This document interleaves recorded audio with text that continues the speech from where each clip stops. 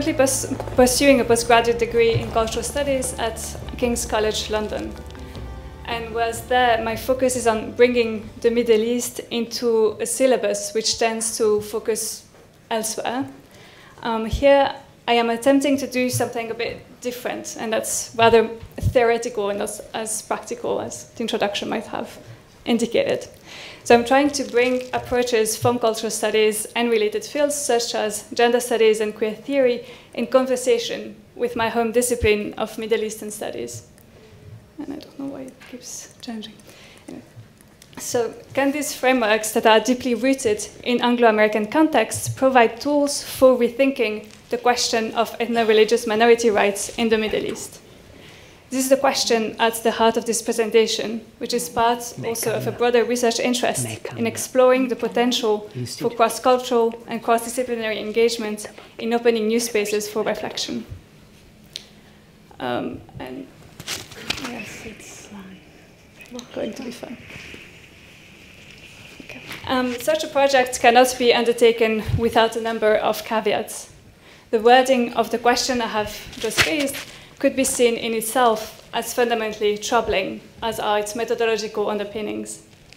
The notion of Western theoretical frameworks providing tools to marginalized communities in the Middle East risks perpetuating unequal power dynamics and reinforcing long-standing Orientalist readings of the region. Far from contributing to local debates, such an approach might be seen as an act of epistemic violence, of silencing rather than empowering the very communities it seeks to serve. Theories that are counter-hegemonic in one context can become hegemonic when they travel to other parts of the world. Travel is never benign. And there are many other such caveats that I'm going to skip here. And these concerns show hence the remainder of our discussion, and in fact, the remainder of our Congress, as we cannot address them satisfactorily beyond taking note of their existence and doing our best to mitigate their impact. I'm going to structure this presentation around three interrelated modalities of power, following feminist philosopher Amy Allen, namely domination, resistance, and solidarity. For her, domination is the exercise of power over others, resistance, the power to challenge and transform these dominant structures, and solidarity, power with, seeks to build coalitions across differences and amplify marginalized voices.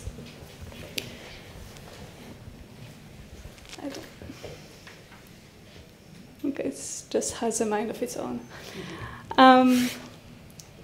So for reasons of time and scope, I'm going to limit my examples here to Iraq. And the examples I'm giving are not pretending to be exhaustive, but rather aim to help us think more tangibly about a fundamental question from the call for papers, namely, how do Muslims and Christians participate in the construction of a shared society and the preservation of their own specific identities? This is actually the question that led me to the concept of cosmopolitanism, as formulated by Kwame Anthony Appiah. Indeed, it reflects well the two strands he sees intertwined in cosmopolitanism. On the one hand, we have obligations to others that stretch beyond our own families and communities. On the other, we need to take seriously the value not just of human life in general, but of particular human lives and the practices and beliefs that lend them significance. This tension between universal concern and respect for legitimate difference is a constitutive challenge of living in a diverse society and is foundational for any exploration of minority rights, whether in the Middle East or beyond. We bring it closer so you can... It will stop for 1 second. No, I mean the laptop, so you can change it easily. Okay, thank you. Okay, the first point is domination. So I'm not going to linger here on the various forms of political, social, economic discrimination faced by ethno-religious communities in the region, nor on the mechanisms or history of this discrimination. Most of you are deeply familiar with these topics. It is nonetheless important to mention, at least in passing, that we ought to consider the intersectional nature of discrimination. That is to take into account not only religious affiliation, but also attend to how religion, ethnicity, gender, class, age, and other characteristics interact to create overlapping systems of oppression. Solutions that only address one dimension of these metrics are bound to fall short.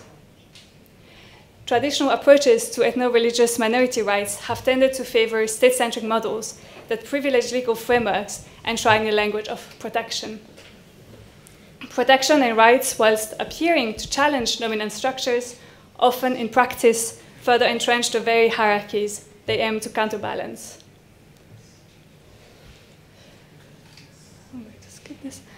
Protection can not only have negative repercussions for the communities protected, to say nothing of the paternalistic attitude undergirding the very idea of protection, but it is also highly susceptible to the whims of the protector. A case in point is Decree 251 on the Syriac language, adopted in 1972 by the Revolutionary Command Council, so the Ba'ath government, which you see here. This law expanded the linguistic rights of the Aramaic-speaking communities in Iraq, allowing Neo-Aramaic to be used as a language of instruction in schools, as well as reviving the teaching of classical Syriac in universities, among other provisions. The government justified this gesture by stressing its desire to preserve the national characteristics of these minorities and protect their folklore, and the necessity of enabling national minorities to exercise their legitimate rights. However, the implementation of Decree 251 started to wane only a few years after its promulgation. By the late 1970s, the teaching of Aramaic, modern and classical, was seen with increasing concern by the government, partly due to the growing visibility and dynamism of cultural clubs, which led to a visual ban on using Aramaic in schools. This brings us to the question of the validity of using a rights-based language. As political scientist Wendy Brown stated, rights are paradoxical. They do not eliminate dominance as much as even though they soften some of its effects. This softening is not itself the problem. But the problem is the question of whether this softening is a way of enabling the escape of the subordinated from the side of a violation, and when instead it's used to build a fence around us at that side, regulating rather than challenging the conditions within. So when do rights serve to liberate, and when do they serve to just perpetuate systems of oppression?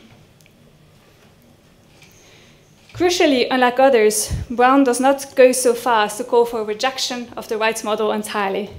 She reminds us indeed that rights function to articulate a need that cannot be fully redressed by rights, yet can be signified in no other way within existing political discourse.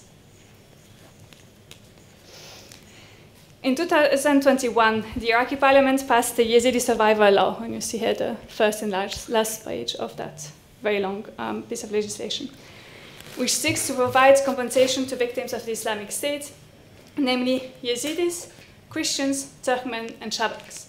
Note the exclusion of other communities from that list. The law states clearly that the crimes committed by the Islamic State against Yazidis and other components amount to a genocide and to crimes against humanity. Whatever compensation it might provide will never counterbalance the horror experienced by these communities, nor dismantle the structures that allow the Islamic State to be so successful in the first place. Yet, the national recognition of these crimes and the suffering associated with them, enshrined in law, has a symbolic weight whose value for survivors should not be underestimated. Looking at these two texts, half a century apart, a detail immediately stands out. Whereas Decree 251 used the term minority, or khaliya, the Yazidi survivor law favored component, mukawin. A similar pattern is found across texts from this period. This shift in language might reflect a growing awareness of the marginalizing impact of using the term minority, which we saw also this morning in the Declaration on Human Fraternity. Yet, changing one word for another, minority to component, does not resolve the structural dynamics that disempower certain groups and might provide an illusion of resolution that buries discrimination under a veneer of equality and hinders further work.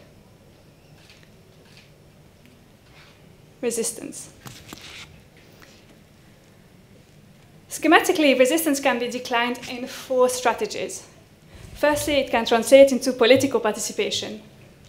In our context, political engagement is often imagined along sectarian affiliations, which the use of minority quotas in post-2003 Iraqi politics has only further enshrined. The classical exception to this was the Iraqi Communist Party, which was very popular with minority communities, including the Assyrians and the Jews, in part due to its non-sectarian dimension. Many examples of individual political careers embodying a form of resistance could be cited. This here on the right is Pascal Warda, who is a Chaldean woman born in a remote part of northern Iraq, who became politicized during her youth, joined the opposition in exile, and eventually became the first Christian woman to be appointed as minister in the history of Iraq. It was as part of the 2004-2005 Iraqi interim government. After her time in office, she co-founded the Hammurabi Human Rights Organization, an NGO composed of activists from most ethno-religious communities in Iraq. The social mode of resistance is, of course, a rare possibility, and focusing on illustrious individual trajectories might obfuscate how much work still needs to be done. A second approach is visible cultural resistance, of the sort that worried the Ba'ath Party in the aftermath of Decree 251 and led to the de facto revocation of that decree. For a more recent example, here you see a group of Yazidi children in traditional clothing. I took this picture in an IDP camp near Dohuk in 2018. These children had been kidnapped by the Islamic State in 2014, some staying with the group for years. Upon their return to their communities, many had forgotten their mother tongue and anything related to Yazidism. By wearing ceremonial clothes to attend after-school classes on Yazidi language, culture, and religion, they are, following Judith Butler, performing their identities, sedimenting their links to their Yazidi selves through visible daily acts and rituals, for themselves first, but also for those around them who are struggling to accept them back.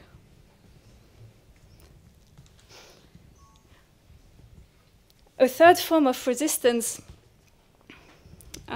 is presence, continued or renewed. A quiet form of resistance, which makes it all the more powerful.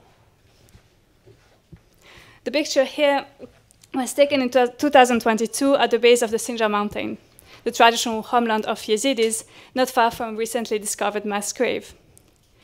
The young men, and their wives and children, of course, hidden in the kitchen, had decided to return and rebuild despite the ongoing security challenges in the area.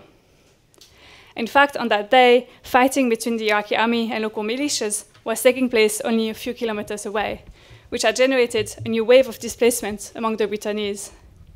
Yet this family had decided to remain, to work on their farm and construction business.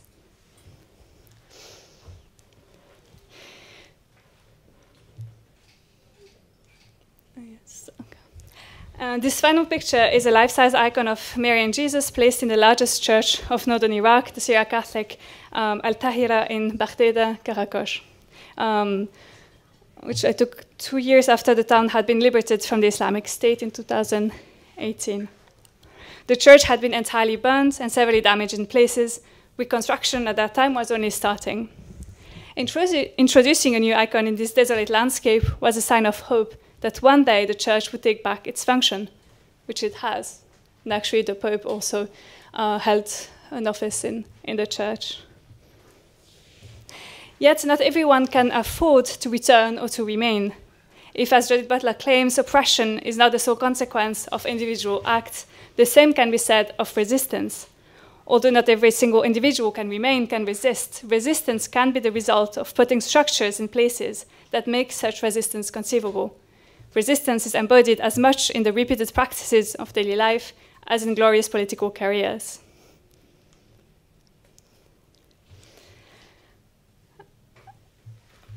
A final mode of resistance, not that this list is exhaustive, is the building of coalitions, locally, nationally, and internationally. This is where solidarity, power with, comes in.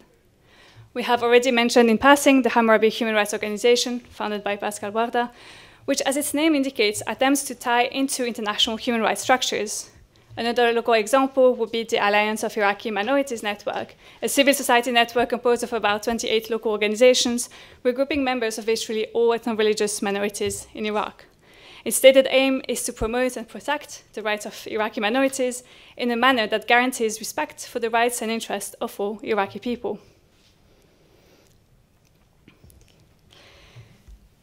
Political scientist Katie Cohen, in her seminal article on the radical potential of queer politics, called for coalitions to be rooted not in our shared marginal relationship to dominant power, but in our shared marginal relationship to the, called for coalitions to be rooted not in our shared history or identity, but in our shared marginal relationship to dominant power.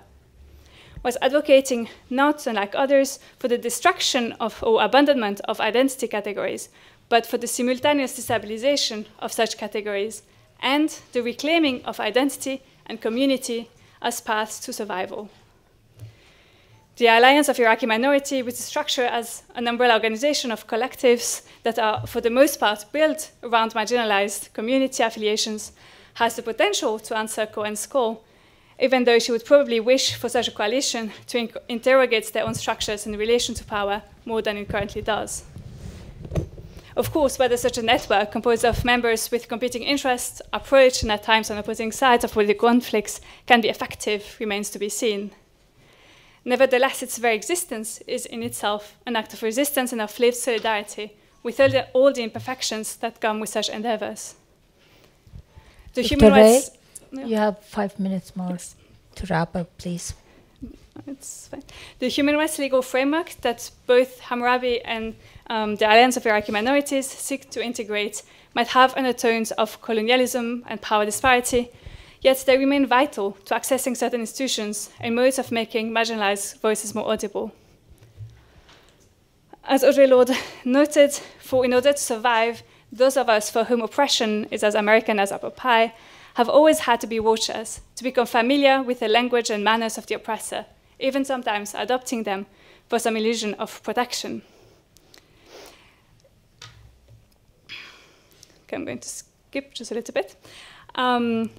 It is clear that it is only in bringing together various modes of thinking, various traditions, and various approaches that one can destabilize and challenge dominant narratives, striving not for symbolic integration within the mainstream, but a redefinition of what counts as mainstream. As often repeated by feminists and queer activists alike, simple inclusion cannot be the answer to subordination. Quotas, new designations, new international and national legislations might mitigate some of the impacts of marginalization. Yet their very existence is part of a formative discourse that, far from creating equal citizens, reinforces the otherness and separation of population groups who must continually reiterate their distinctiveness to access protective or compensatory measures. Minorities and majorities are constitutive of each other. A typical response to this challenge has been to ignore differences and relegate them to the private sphere, a legacy of Enlightenment ideals. The counter-reaction has taken a communalist approach where everything is framed in terms of intractable differences. So how do we solve the tension between the particular and the universal mentioned in the opening?